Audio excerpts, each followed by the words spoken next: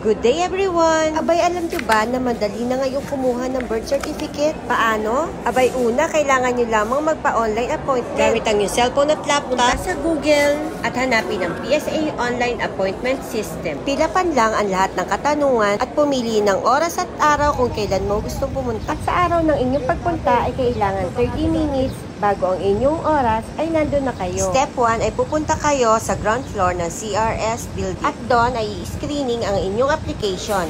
At bibigyan kayo ng barcode number. At pagkatapos, papanik na kayo sa first floor kung saan pipila kayo sa encoding. Maraming tao pero mabilis lang naman ang pila dahil maraming mga windows. After sa encoding, pipila ka naman para sa payment. Mabilis na pagdating sa payment dahil halos wala ng pila. Pagkabayad, papanik naman tayo sa second floor para sa releasing.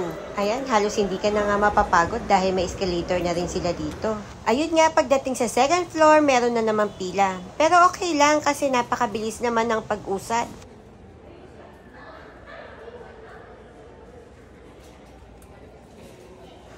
Konting kembot, ayun, release na ang ating birth certificate. Ganun lang kadali ngayon ang pagkuha ng mga documents na kailangan mo.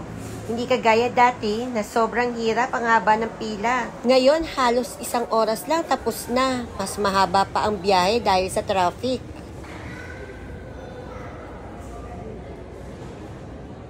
Ayan, hanggang dito na lang guys. Salamat sa panonood. Bye!